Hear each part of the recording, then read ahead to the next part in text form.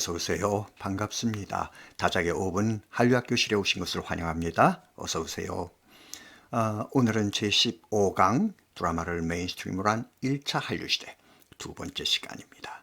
1990년대 경쟁시기의 네 번째 단계 확장기를 이야기하는 시간입니다.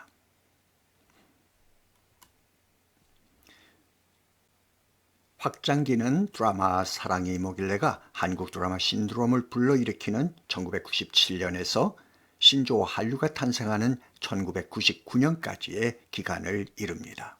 다시 말해 드라마 사랑이 뭐길래는 1차 한류시대 경쟁시기 확장기의 문을 열고 아시아 TV 드라마 시장에서 역사의 흐름을 뒤바꾸는 변곡점이 됩니다.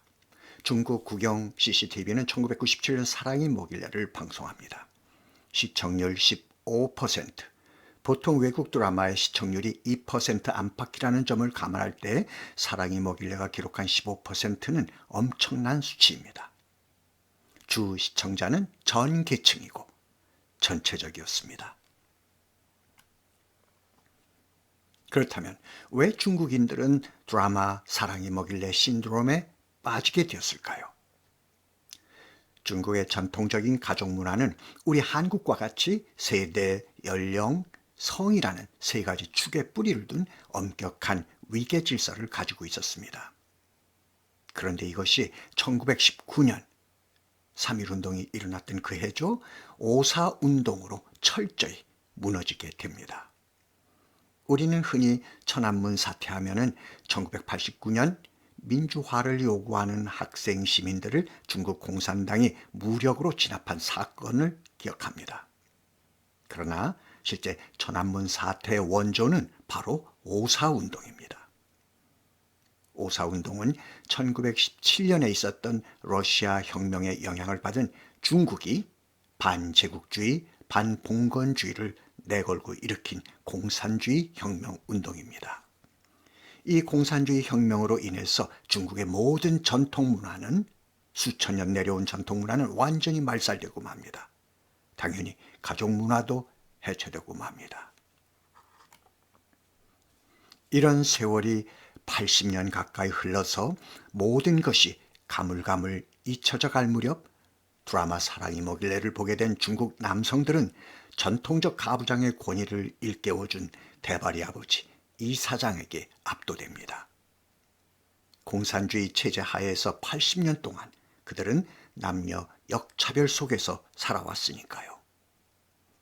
또 중국 여성과 젊은이들은 한국인의 밝고 자유로운 사랑 이야기에 큰 반향을 보입니다. 청소년들은 등장인물들의 세련된 용모와 패션, 높은 생활 수준을 동경하게 됩니다.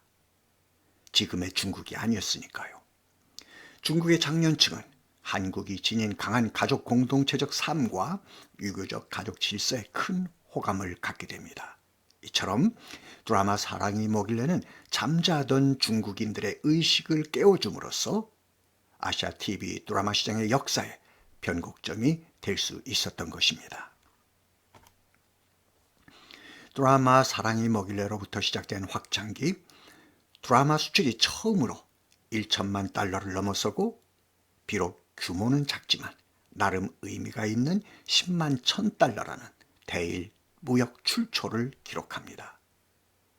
더 중요한 것은 이 시기 아시아 TV 드라마 시장의 주도권이 일본에서 한국으로 넘어온다는 사실입니다. 제10강 한류의 생성과정 경쟁시기 확산시기 편에서도 말씀드렸지만 이 그림은 아시아 TV 드라마 시장의 트렌드 변화와 중심 이동을 보여줍니다. 이 그림을 보면은 1996년을 기점으로 아시아 TV 드라마 시장의 패권 주도 세력이 2년여의 시간차를 두고 일본에서 한국으로 서서히 넘어오고 있는 것을 확인할 수 있습니다. 그 중심에 1997년 드라마 사랑이 뭐길래가 있고 1999년 신조어 한류의 탄생이 있습니다.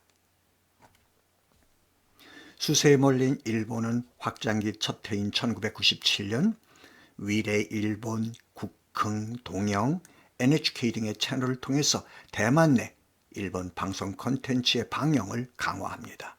그리고 대만 최초의 상업방송인 FTV의 주 수입선의 지위를 확보합니다. 그리고 같은 해 1997년 홍콩의 인기 채널 TVJ의 편성을 보면은 일본 드라마와 애니메이션이 외국 프로그램 편성의 75%를 차지하고 있음을 알 수 있습니다. 이렇게 일본은 기울어지는 시장에서 과거의 영화를 되찾기 위해 대만과 홍콩 시장을 중심으로 한국과의 마지막 대회전을 준비합니다. 이때 등장한 것이 Z, 즉 Japan Entertainment TV입니다. 일본 민영방송의 컨텐츠들을 종합 편성해서 아시아 전역을 대상으로 방송을 하는 엔터테인먼트 채널입니다. 그 시절 현장을 뛰었던 한 사람으로서 확장기의 대만과 홍콩은 마치 난공불락의 요새 같았습니다. 일본이 견고하게 마지막까지 저항했던 곳이죠. 그러나 지는 해는 떠오르는 해를 막을 수 없다고 하죠. 확장기, 우리 지상파 방송 3사는 대만과 홍콩을 비롯해 아시아 드라마 시장 전체를 놓고 일본을 전방위적으로 압박합니다. 이때 우리가 가지고 있던 주 무기는 포스트 트렌디 드라마, 첫사랑, 사랑할 때까지, 별은 내 가슴에, 보고 또 보고, 미스터 큐, 토마토 등이었습니다. 이런 와중에도 확장기 마지막 해인 1999년을 기점으로 일본인들의 한국에 대한 호감도가 중국을 앞서기 시작합니다. 시장에서 밀리면 한국에 대한 호감도가 떨어질 법도 한데 현실은 이와 반대로 나타나고 있습니다. 이것이 한류의 힘이 아닐까 생각해 봅니다. 그러나 떠오르는 해도 언젠가는 지게 마련. 겸허한 자세로 치밀하게 한류의 미래를 준비해야 하겠습니다. 미래학자 조지 프리드만의 100년 후 Next 100 Years를 보면은 한류의 미래를 더욱 철저히 준비해야겠다는 생각을 하게 됩니다. 일본이 취할 수 있는 최후의 수단은 군국주의 강화이고 결국 군국주의는 제 모습을 드러낼 것이다. 한국이 두려워하는 것은 일본이 중국과 러시아에서 그 세력을 넓히는 바람에 중간에 갇히게 되는 것이다. 2030년경 일본의 군국주의가 부활할 것이라는 프리드만의 예측이 맞다 틀리다라고 말하기에 앞서서 국력은 문화의 힘과도 비례한다는 사실. 인류의 부활을 저지하기 위해서라도 우리는 한류의 미래를 철저히 준비해야 합니다.